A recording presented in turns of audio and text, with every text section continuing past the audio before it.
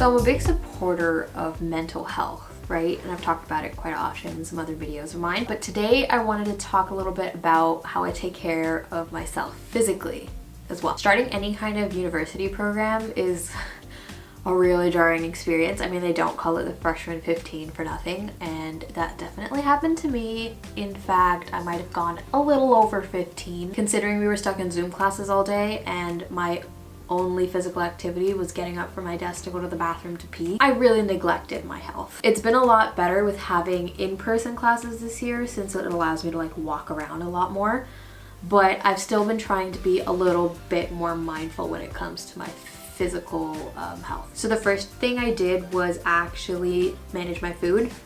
I have a really bad habit of emotional eating and just eating to feel better. This got really bad last year when after like a really hard week, I came home maybe after a lab, really stressed out and really like not feeling great emotionally, and I raided the kitchen. And when I say I raided the kitchen, this is not an exaggeration. Like everything was open. I was taking literally absolutely anything I could out of the drawers and the cupboards. I was eating a very strange mix of foods and there was a point where I noticed that I'm not hungry and I'm still reaching for food and I can't stop. And that was a pretty jarring experience for me. I've never lost control like that. It was definitely a binge, and a really bad emotional binge. So after I experienced that, I started to get a lot more mindful about what I eat, how much I eat, and when I eat.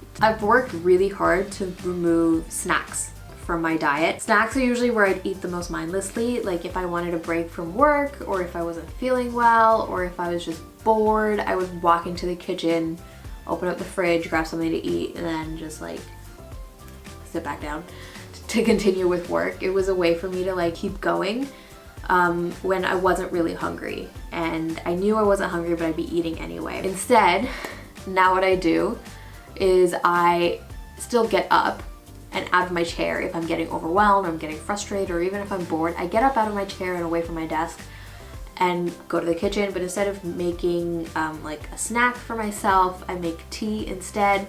And usually this is something like mint tea, or just something like hot water with ginger or lemon and honey, something like that. So I'm getting that break from the desk and from my work that I need, but it's not mindless eating. Now that I've got my food relatively under control, it's still like a work in progress, you know, like sometimes it goes up, sometimes it goes down. It depends on the social situation.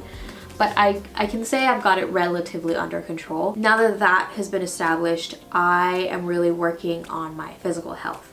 So I have a bum knee, and by that I mean I have a knee injury. This was from the gym a long time ago, and it's just been exacerbated to the point where my cartilage has been worn quite down. The shape of my patella apparently is a contributing factor. It's a lot more mobile. I just apparently have a very mobile patella, and that could be cartilage, and it could also be like the muscles surrounding my knee aren't very strong, so they're not holding the patella in place.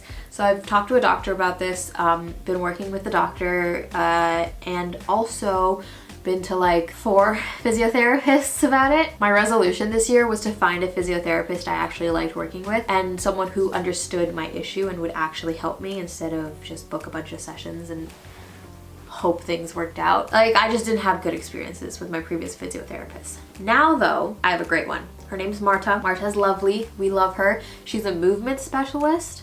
So she's really helping me like build strength in the muscles surrounding my knee, but also she's helping me build strength in like my glutes and my hips. I have really weak engagement when it comes to my glutes and my hips when I'm at the gym, or just like in every day.